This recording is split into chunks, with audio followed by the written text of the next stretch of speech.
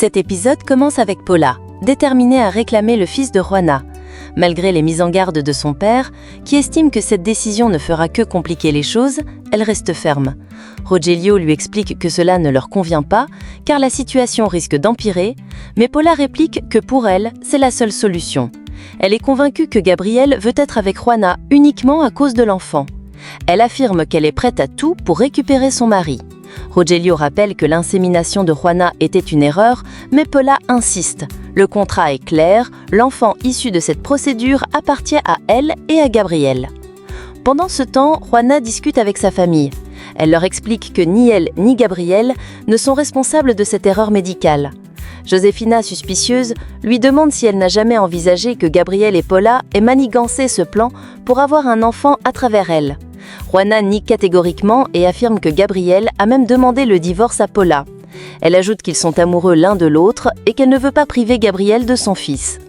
De son côté, Gabriel est choqué en apprenant que le criminel qu'il recherche pourrait se cacher à la brasserie.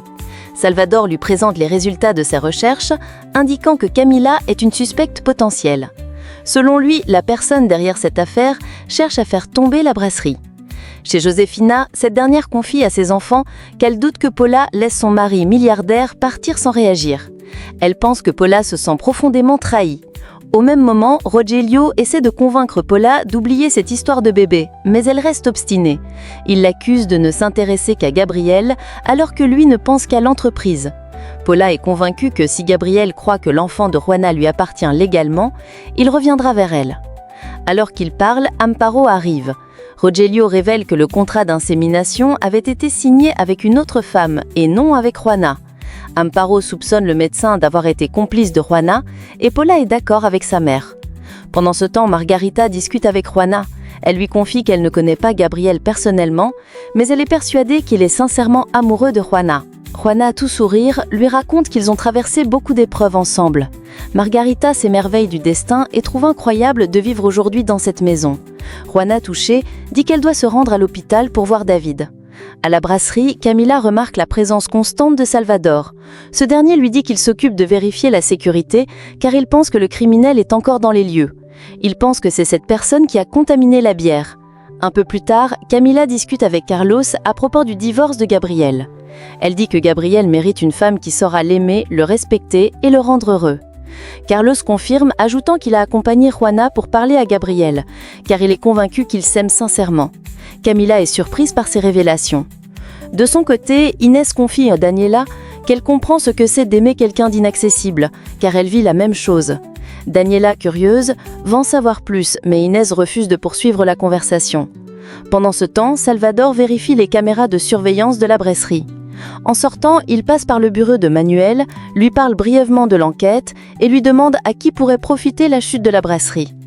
Manuel est déstabilisé, ne sachant que répondre. Jenny, de son côté, se rend au poste de police pour voir Salvador, mais ne le trouve pas. Elle en profite pour discuter un peu, récupère son doudou, puis s'en va. Pendant ce temps, la sœur de Raymond lui conseille de retourner voir sa famille, mais Raymond, plein de doutes, pense que sa famille n'a plus besoin de lui.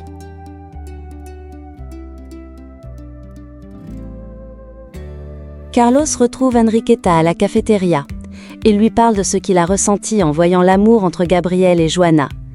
Il avoue sans vouloir de ne pas lui avoir consacré assez de temps lorsqu'ils étaient en couple, ce qui a mené à leur séparation. En tenant sa main, il lui demande si elle est heureuse avec son nouveau compagnon. Enriqueta lui répond que oui.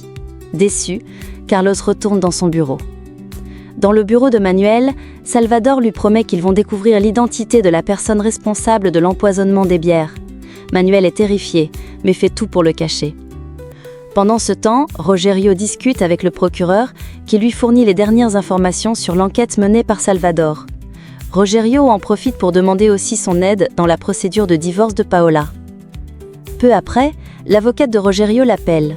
Elle vient de rencontrer Claudio, l'avocat de Gabriel, et l'informe qu'il a dévoilé des informations qui risquent de compromettre complètement leur plan. Furieux, Rogelio rentre et fait part à Paola de ce que l'avocate lui a dit.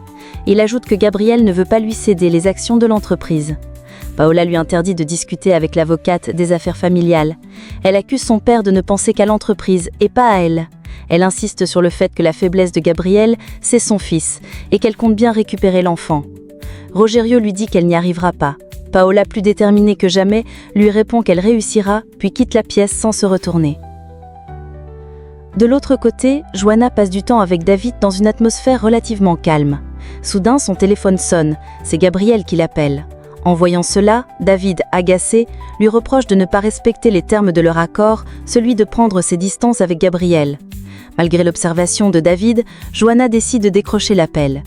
À l'autre bout du fil, Gabriel, tout heureux, lui annonce qu'il a encadré la photo de l'échographie de leur fils, preuve qu'il prend de plus en plus conscience de sa future paternité et qu'il s'y attache déjà. Après l'appel, David fait remarquer à Joanna qu'elle semble désormais entretenir une meilleure relation avec Gabriel. Joanna, un peu gênée, lui répond qu'elle s'est rendue chez le gynécologue ce matin et qu'elle a simplement envoyé les images de l'échographie à Gabriel pour le tenir informé. Curieux, David lui demande à son tour s'il peut voir l'échographie. Joanna accepte sans hésiter et lui montre les images sur son portable. David observe l'échographie avec attention, visiblement ému, même s'il ne dit rien. Pendant ce temps, chez elle, Jenny n'arrive pas à sortir Salvatore de ses pensées. Son esprit est troublé, son cœur agité. Au même moment, Margarita et Joséphine arrivent chez elle. En les voyant, Jenny prétexte d'être fatiguée et s'éclipse aussitôt dans sa chambre, incapable de cacher son trouble émotionnel. Dans son garage, Felipe travaille avec nervosité. Il est contrarié et peine à se concentrer. Jamie arrive et tente de le calmer en prenant la situation en main. Il rassure Felipe pour lui disant qu'ils doivent avant tout penser à fidéliser leur clientèle malgré les tensions personnelles qui les entourent. Il l'encourage à garder la tête froide. De son côté, Joanna fait le ménage chez David. Avant de partir, elle lui dit qu'elle doit se rendre à l'université pour suivre ses cours. Elle lui demande de ne pas hésiter à l'appeler s'il a besoin d'aide pendant son absence et quitte les lieux avec bienveillance. Au bar, le collègue de Jenny entame une conversation avec elle. Il lui parle de la bagarre qui a eu lieu l'autre soir et souligne le courage de Salvador. Il raconte comment Salvador est intervenu tel un héros, imposant le calme et remettant l'ordre dans la salle. Jenny, visiblement agacée, lui coupe la parole en disant qu'elle en a assez d'entendre parler de Salvador à longueur de journée. Son collègue, surpris par cette réaction, la regarde sans comprendre ce qui l'irrite à ce point.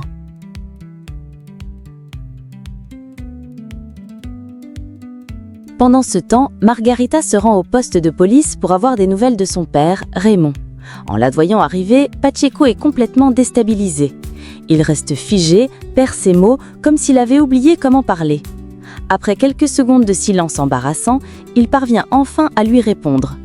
Il lui dit que Jenny est également passée par là, mais qu'ils n'ont malheureusement aucune nouvelle de Raymond pour le moment. Afin d'adoucir l'ambiance, Pacheco lui tend ensuite le cadeau qu'il lui avait promis il y a quelque temps. Margarita accepte le présent avec tendresse, le regard rempli de reconnaissance. À l'entreprise, Camila se rend dans le bureau de Gabriel. Elle remarque tout de suite le cadre posé sur son bureau, contenant la photo de l'échographie. En le voyant ainsi, elle lui dit qu'il est enfin en train de réaliser son rêve, devenir père.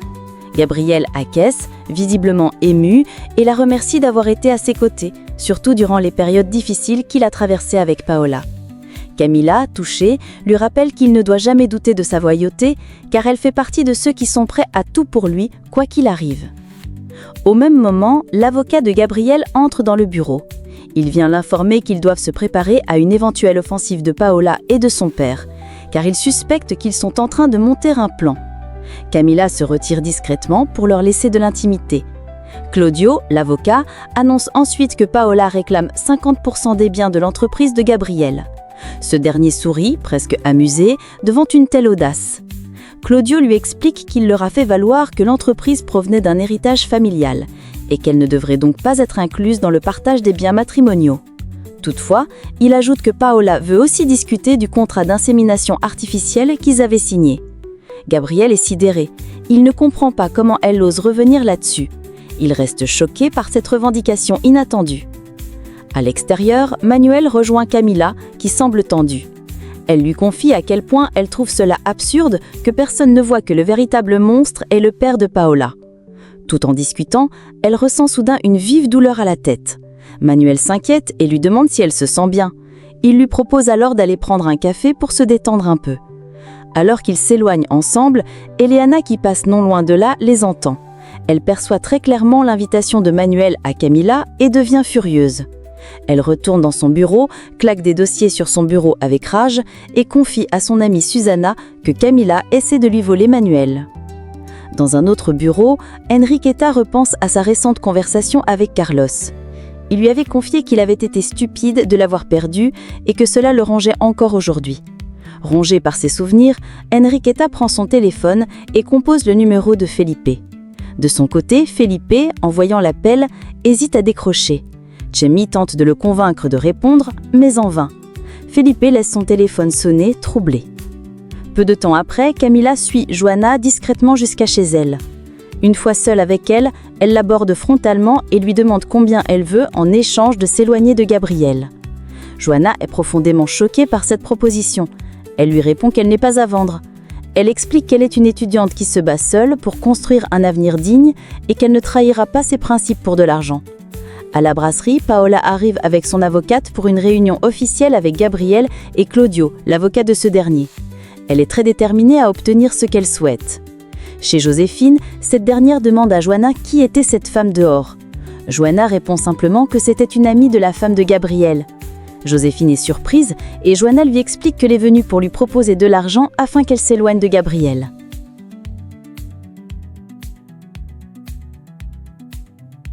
De son côté, Rogelio discute avec Amparo.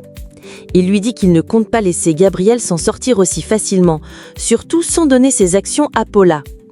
Il ajoute que tous les membres de leur famille doivent s'unir pour faire tomber les Rubio, qu'ils considèrent comme leurs ennemis. Dans le bureau de Gabriel, la tension est palpable. Paula prend la parole et rappelle qu'elle est encore légalement son épouse.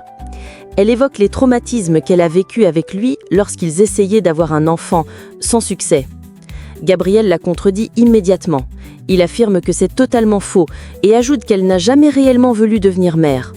L'avocate de Paula intervient et demande à Gabriel s'il a des preuves de ce qu'il avance. Elle ajoute qu'elle possède, de son côté, les preuves des différents rendez-vous médicaux que sa cliente a honorés dans le cadre des tentatives d'insémination. Claudio, l'avocat de Gabriel, demande alors ce que Paula souhaite exactement. Paula répond sans détour. Elle veut réclamer l'enfant que porte Joanna en ce moment, car selon elle, ce bébé est le fruit d'un contrat signé entre elle et Gabriel. Pour elle, cet enfant leur appartient légitimement.